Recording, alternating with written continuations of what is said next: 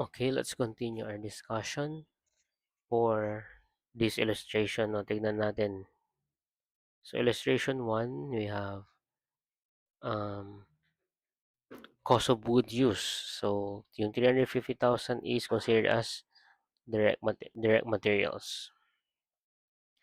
Next is wages of carpenters and painters. So, sila ay direct labor kasi sila ay directly involved sa manufacture of the wooden table. Check natin yan.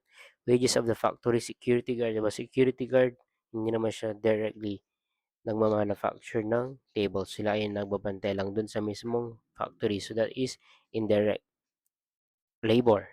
And indirect labor is considered as factory overhead. Next is depreciation of factory equipment. Depreciation is indirect or period cost wala. Period cost. So, 160,000, sana yan? Depreciation of factory equipment. Hindi siya, sorry, wait lang. Okay. Since factory siya, no, factory equipment, since factory equipment siya, ang factory equipment is directly used sa pag-manufacture ng wooden table, then yung 160,000 na depreciation is considered as factory overhead. Okay, factory overhead. Next, cost of nails used in production, that is indirect labor din, indirect materials, so that is part of factory overhead. Office supplies. So, office supplies is a period cost. Okay, kasi hindi naman office siya eh. So, hindi naman siya related sa manufacture. Hindi naman yan kailangan sa gawa ng wooden table. Next is officer salaries. Okay, that is also a period cost. Sales people salaries. Since marketing yan, that is also a period cost. Freight cost of table sold. So, yung freight cost of table sold, since sold, so para ma-deliver mo siya, marketing din yan. So, that is period cost also. Next, paano ba to?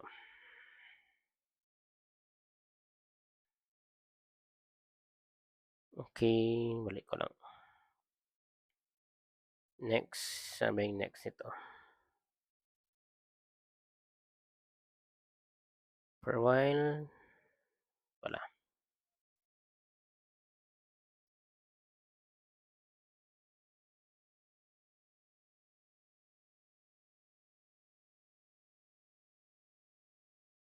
Period freight freight of freight cost of wood purchase. So freight cost wood purchase, that is for direct materials. So kasama yan sa direct materials kasi wood eh. 'Di ba ang wood is direct materials. Tapos yung freight, 'di ba?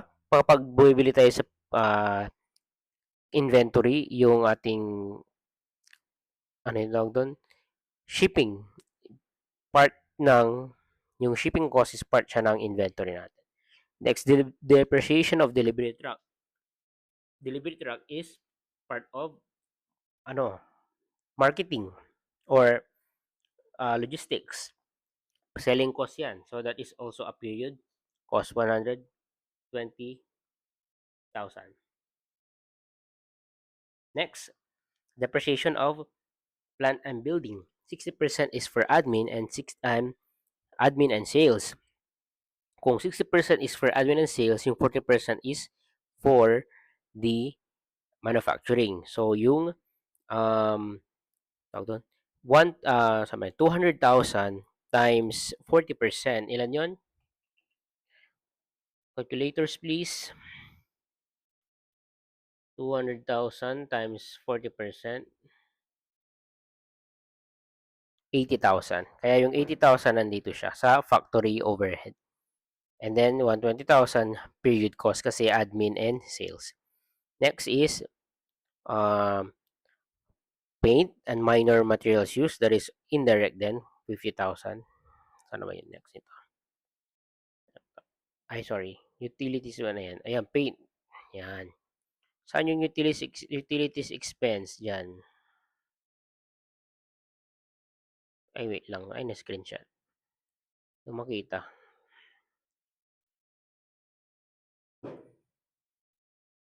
Ito, utilities pala. Utilities expense, 70% is for factory. So, 70,000 is for factory overhead. Yung 30% period cost yun. Next is advertising expense. That is a period cost, 90,000. Salary of supervisors and managers, 40% is for non-manufacturing. So, 60% is for manufacturing. 200,000 times 60%, 120,000 factory overhead. Property taxes, 3/4 is for factory. So, 100,000 times 3 over 4, that is 75,000 factory overhead. 1/4 is for, um, 1/4 is for period cost. Okay? So, the company sold 800,000 tables, sabi niya. So, nakaklasify na natin. Okay na tayo sa requirement A. Requirement B, compute for the total prime cost and conversion cost. Pag sinabing prime cost, direct materials and direct labor. So, ilan ba yung kanina? Wala, dito pala. So, direct materials and direct labor. So, ito ang ating total prime cost, 630,000, 380 plus 250. Letter C is conversion cost pala, letter B pa rin, ito, 250 and 745. Yun, 995,000. Letter C, ang tanong is, how much of the above costs were expensed during the year? Yun yung period cost, no? 1,025,000. Okay. And then, ano pa to? Total product cost expense, 1,375 times 800 over 1,000. So, since, natin, ilan yung manufacture niya? 1,000 yung na, na production, 800 yung tables na na-sold. So, ibig sabihin, yung 800 dyan, nabenta, that is all considered as expense na siya kasi nabenta na siya eh. So 1,1. Total product cost expense 1,1 plus yung period cost expense 1,025,000. Total amount expense in the the income statement. Ito yung mga notes lang, no? Based on the solution above, as long as the cost is related to manufacturing operations or in the production of finished goods, the cost is a product cost. Cost of nails used in production and paint and minor materials used are classified as indirect materials, while the wages of factory security guards and salary of factory supervisors are classified as indirect labor. Indirect materials and indirect labor. Papasok sa factory overhead. Utilities expense, depreciation of plant and building, property taxes, and salary of supervisors and managers are allocated to product and period depende kung ilang percent sila. Kung kanina, for example natin, di ba? Balikan lang natin. 60% for admin, so ito, period cost yan. Yung 40% na remaining, product cost siya. Diba? Ganun. So, depende sa ilang percentage is allocated to the to the product cost or period cost. The amount of product cost expense in the income statement is based on the number of inventories sold. So, since nabenta na siya, meron ng cost of goods sold. So, yung cost of goods sold, yun yung expense na tinutukoy dito sa income statement. And the remaining amount will be considered as product cost and part siya ng ending inventory. Di ba?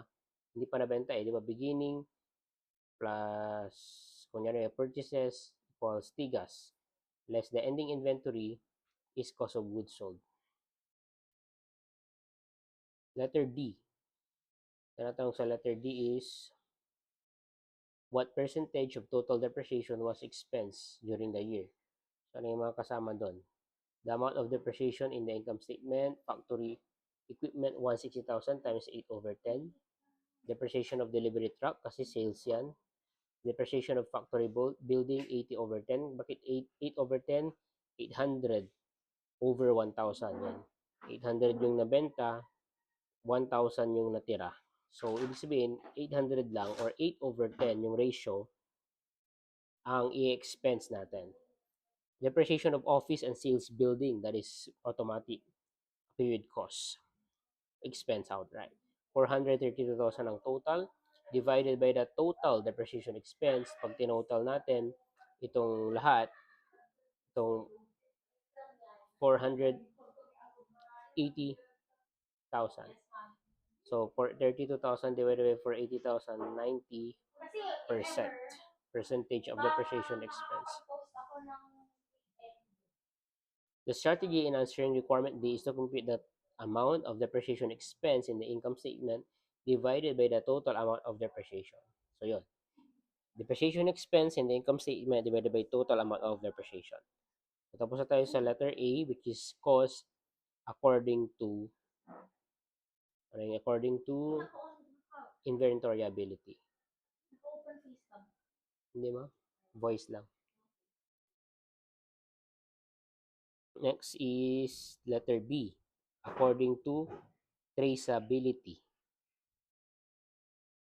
So, costs according to traceability are classified into direct costs and indirect costs.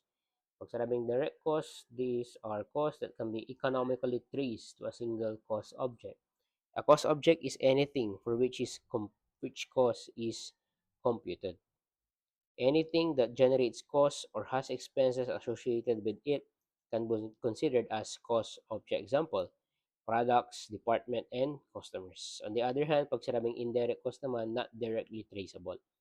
For example, yung salary ng hotel manager, indirect cost if the cost object is a particular hotel guest, since the cost is not traceable to the cost object. But if the cost object is a particular hotel, then the cost becomes direct. Ulitin natin.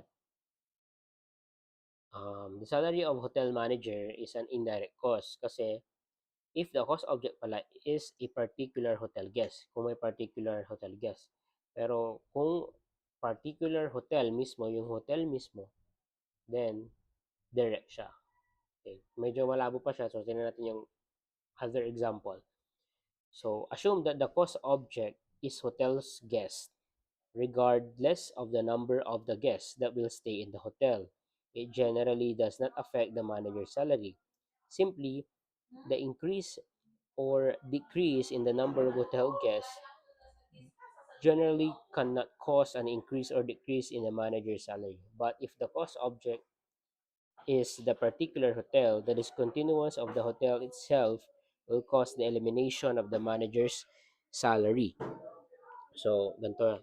So, yung, ito, kung ang cost object or yung kinukumpita natin ng cost is yung hotel guest, so kahit ilan pa yung guest na dumating doon sa hotel, hindi niya maapektuhan yung manager's salary. So, fix na yon. But if the cost object is the particular hotel, kunyari yung hotel A mismo, if nagkaroon ng discontinuous ng hotel, ibig sabihin, na-bankrupt yung hotel, hindi na siya nag-a-admit ng, hindi na siya nag-operate, then, mai-eliminate din yung manager's salary. So, ganyan yun. According to traceability. So, pag sa hotel guest, ang cost object, indirect. Pag particular hotel, direct cost. Okay?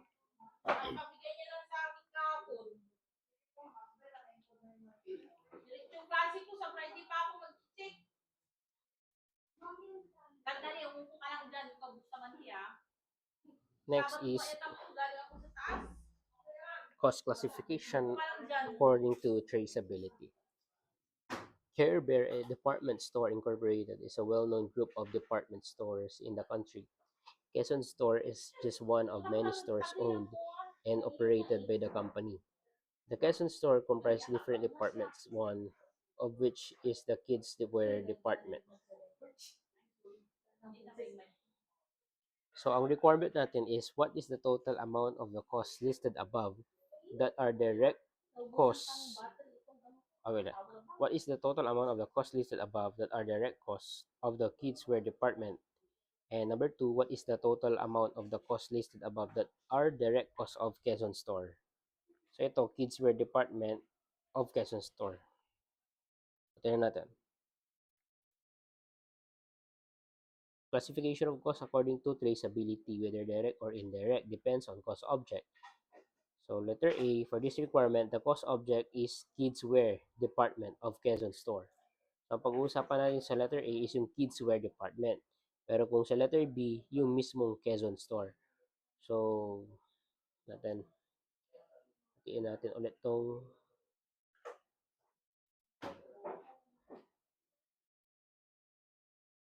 ito. Ayan. Ay, so, kidswear department. Ito. The kidswear department. Sales commission, 67,000. Kidswear department sales commission, Bataan Store ba? Of Quezon Store pala. Quezon Store ay hinahanap natin. So, yung mga Quezon Store dyan is ito, ah, ito, at saka ito. 67, 75, at saka 115.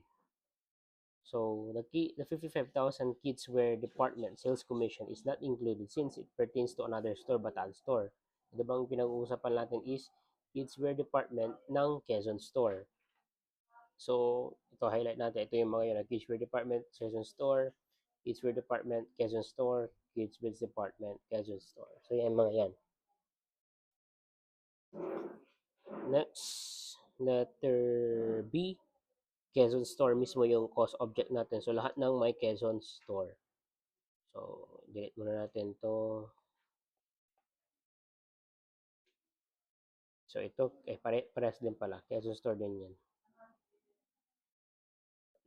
Quezon Store, Quezon Store, Quezon Store, Quezon Store, and Quezon Store. Ano pa ba? Ito pa ba? At saka ito. Check natin nga. Kidswear Department Sales Commission 67. Store Managers Salary, Quezon Store. Janitorial and security costs, stationery, kidswear, stationery, kidswear. So, all other costs are indirect costs na. So, lahat yan is related kay Quezon Store. Next, so, okay na tayo doon, no? According to time frame perspective naman. So, according to time frame perspective, costs are classified into committed and discretionary costs. Committed and discretionary costs. Sinabing committed cost, it is a cost that is inevitable consequence of a previous commitment. Since may previous commitment ka, may incur mo siya ngayon. These are costs that a company required to incur and unavoidable in nature in the short run. To put it simply, committed costs cannot be eliminated in a short run basis but can be eliminated on a long run basis. Example, depreciation. So depreciation, di ba annual yan? Rent. So hindi yan ma-eliminate nung yung basta-basta yung rent kasi usually long-term ang rent. Supervisor salaries, property taxes, saka licenses. Discretionary costs, also known as programmed or managed costs, is a cost for which the size or the time of incurrence is a matter of choice.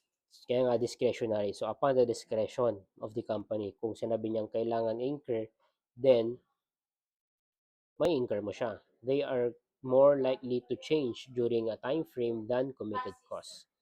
Typical example is advertising. Kung gusto mag-advertise ng company, then may incur mo siya. So upon discretion nga, discretionary, program or manage, research and development, employee training. So kung magte-training sila, then mag-incur ka ng cost na yan. Charitable contribution. So upon discretion. Next is according to controllability. Controllability of a cost is dependent on the power or authority delegated to the manager. According to controllability, costs are classified into controllable costs and non-controllable costs.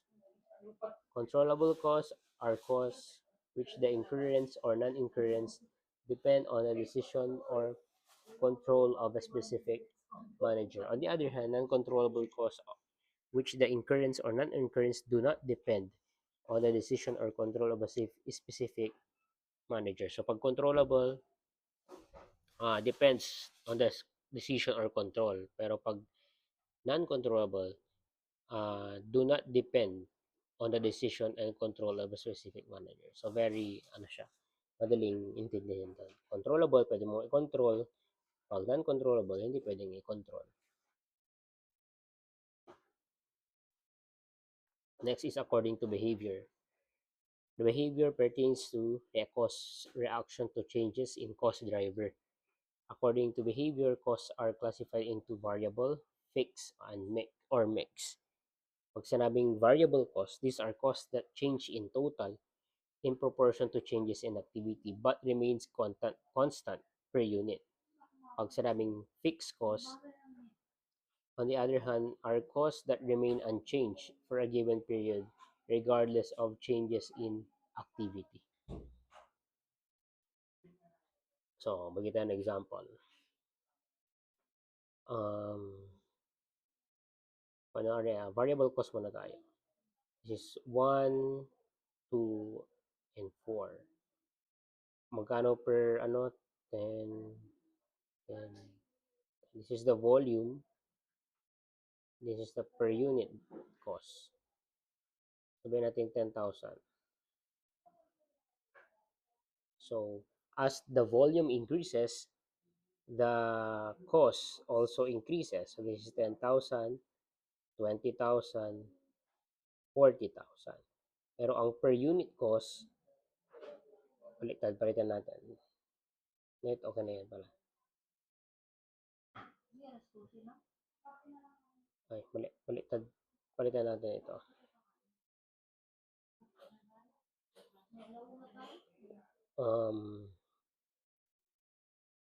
Okay, this is